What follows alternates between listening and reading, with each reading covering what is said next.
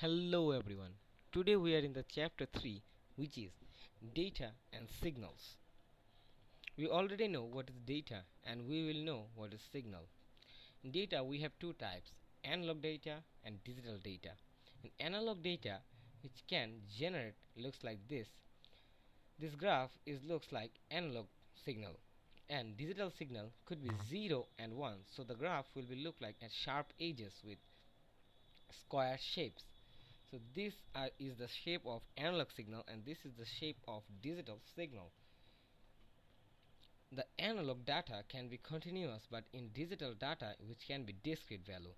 In analog data we can say 1 2 3 4 5 6 7, and in discrete data it cannot be in decimal points and it also is in the discrete value.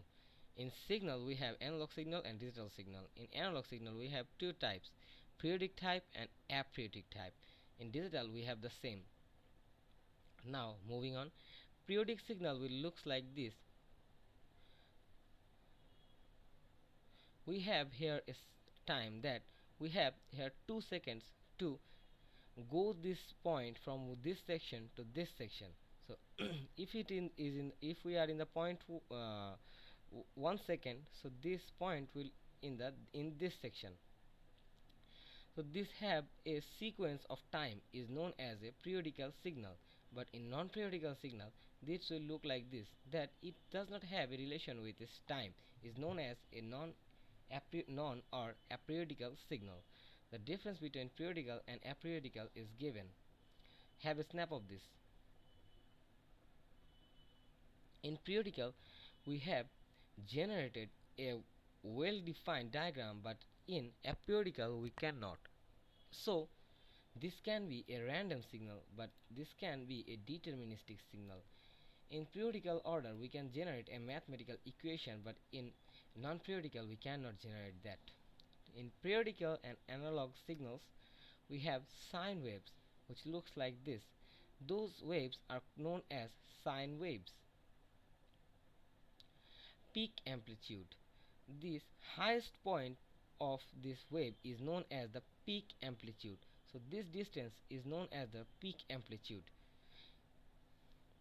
Now periods. Periods are the time and the frequency. Here we know in the physics formula ways frequency is equals to 1 by time. Here time can be equals to 1 by the frequency. Frequency means that a frequency refers to the number of period in 1 second. That means in 1 second how many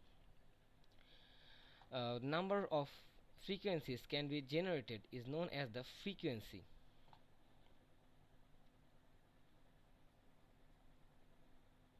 Here we are in the mathematical notation. Here we have the frequency size is 60 or 50 hertz. So calculate the period. Now, we know that time t equals to 1 by f, which is 1 by 60 equals to 0.0166 seconds, and now we converted that into milliseconds. The next question is express the period of 100 milliseconds into microseconds. We have just converted milliseconds to microseconds. Here we have another math. Those maths are very important for your exam point of view, so please try this at home. Now phases. If this point is moving on this to this to this, and if you stop it there at suppose it is 10 second, so at the 10 second this is the phase of this point. After that, if you stop this at the 16th second, in the 16th second the position of the phase is here. So phase is basically the position of the waveform at a specific time. Here we have a sine wave where offset is 1 by 6 cycle and represent the time to 0, and what is the phase of the degree in radian.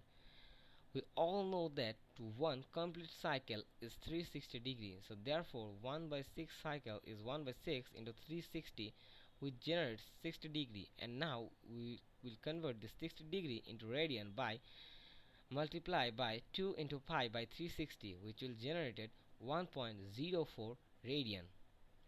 Now wavelength. Wavelength is the length of the wave. So here we can cut from there to there. So this would be the wavelength. The formula of wavelength lambda equals to c, which is the velocity, by the f, which is the frequency. This is the example where frequency and speed is given and we need to generate the wavelength. Now, time and frequency domains. Here are the time and frequency domains. Time domains, it divides the wave into time, and frequency domains divided the waveform by frequencies. Time frequency domain of a non-periodical analog signal looks like this. This is the time domain and this is the frequency domains. For time domains it ups and downs, but in frequency domains it goes up and right goes down after some times. Time frequency domains of periodical and non-periodical digital signal looks like this one.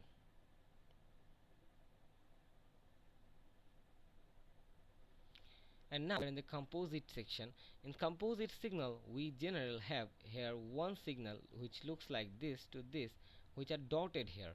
But in composite signal we have a signal which is generated, then here are some hazards, and then it is okay, then here are some hazards. In this section we have not a single signal, we have two signals here.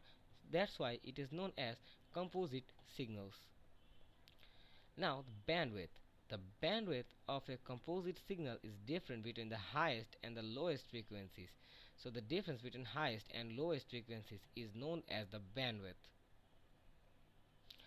So if I asked you what is the amount of bandwidth here, here is the highest frequency is 5000 and lowest is 1000, so the bandwidth will be 4000 Hz.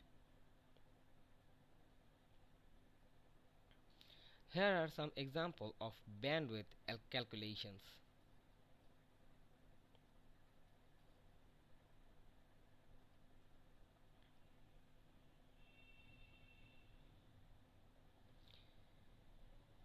In this signal we have a bandwidth of 20 Hz and the highest frequency is 60. So what is the lowest frequency here? Here we have the bandwidth is 20.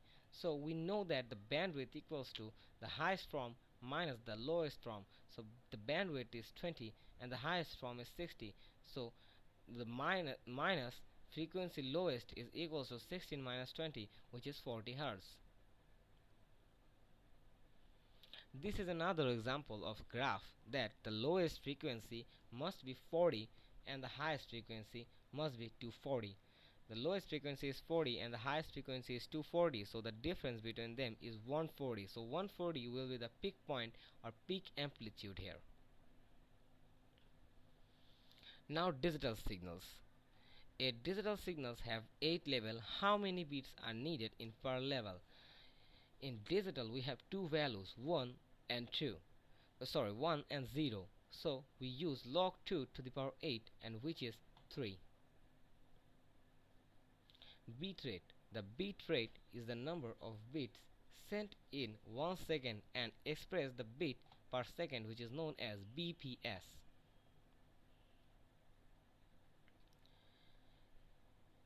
A page is average of 24 lines and 80 characters in each line. If one characteristic requires each bit, so what is the bit rate? The bit rate would be 100 into 24 into 8 and times 8 equals to 1.536 megabit per second. Then this is the function that how we could generate the 24 kbps.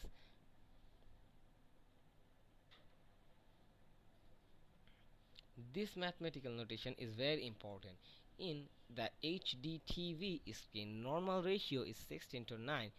In constant, we have 4 is to 3 regular TVs. So there are 1920 into 180 pixels per screen, and the screen is 30 times per second. So the 24 bits represents the one color pixel. So what can we calculate the bit rate as 1920 into 1080, which is the screen size, then 30, which is the screen ratio per time in seconds, and into 24, because 24 is the here 24 is the bit representation for one color. So most we can get the bit rate as 1.5 gbps, which is gigabyte per seconds. Now the bit length equals to propagation speed into the bit durations. Transmission impairment. Impairments cause attenuation, distortion, and noise. Attenuation means that it will generate an original signal, then added with attenuation, and for this amplifier this point is generated and attenuation is added to the original signal, and it will generated as an amplified signal. Attenuation means a loss of energy. Then when the signal lost its energy, then in the amplifier section the attenuation or lost energy is filled up and generate an amplitude like the original signals. Decibel.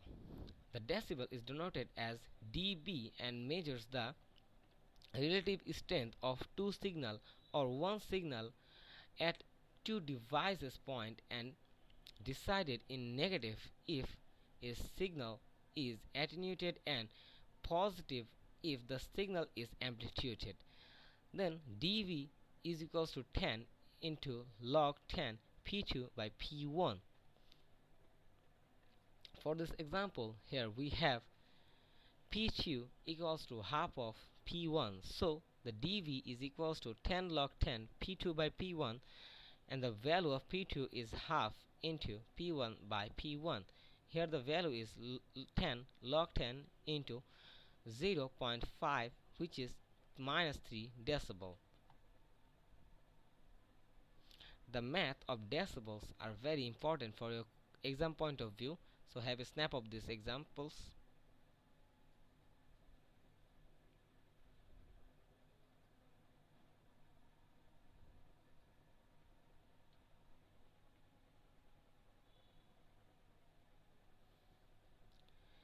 Now the distortions.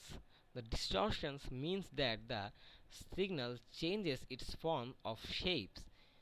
The distortion can be occurred in the composite signal made in difference. Composite signals means the two signals are combining with each other. Here the signal looks like this and added with the small shape signals, and after all they generate a composite signal which looks like this one, and as a result of composite signal the signal is distorted. Now the noise. Noise means the unwanted voice or sounds. Here are thermal noise, inductor noise, crosstalk, and impulse. Thermal noise is for the temperature reason. Then here we have a point 1 and point 2. Here is the transmitter and receiver, but here for this noise the receiver did not get the exact volume. Thermal noise we have already discussed. Induced noise. Induced noise comes from the source such as motor and appearances is known as the induced noise. Crosstalk is the effect of one or two wires are connected with each other. Suppose you are talking to your mother and another your friend is talking to his father. If your and his call is crossover, then it will look like a crosstalk. Impulse noise. Impulse noise is a speak that comes from the power line and the lighting and so on. Signal to noise ratio, which is known as SNR, which is very important here. The formula of SNR equals to average signal power by the average noise power. Here the signal looks like this and noise looks like this. So the combination of signal and noise will looks a diagram like this.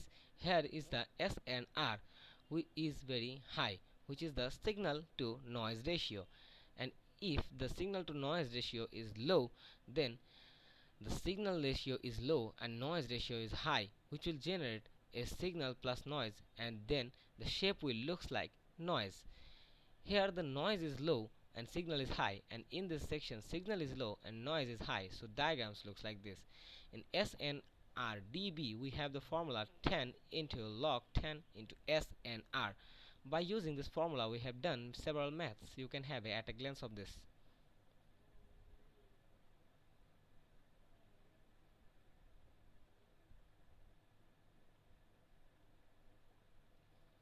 Now, data rate limits.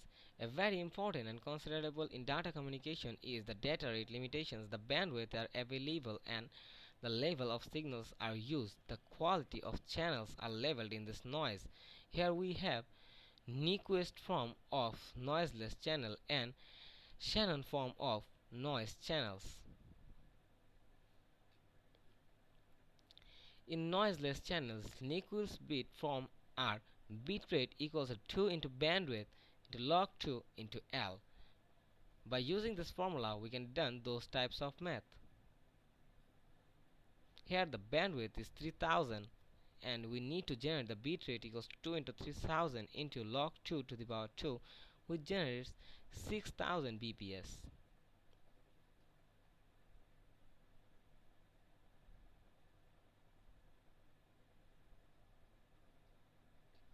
Now the Shannon capacity.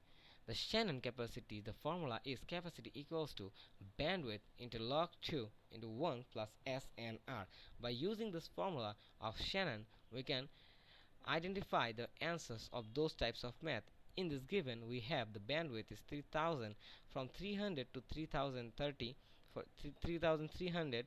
Then the signal to noise ratio is usually 3162. So the capacity is equals to bandwidth into log 2 1 plus SNR. Here bandwidth is 3000, then log 2 into 1 plus the SNR level is 3162 here, and after putting the value we can get the answer 32486 bps. All those types of math are given here. You can easily find the link of the slide in the description below. Just download it and practice at your home.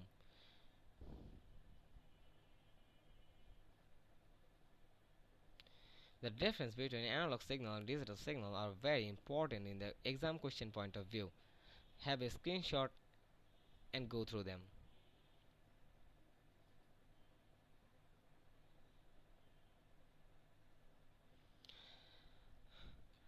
That's for today. Thank you.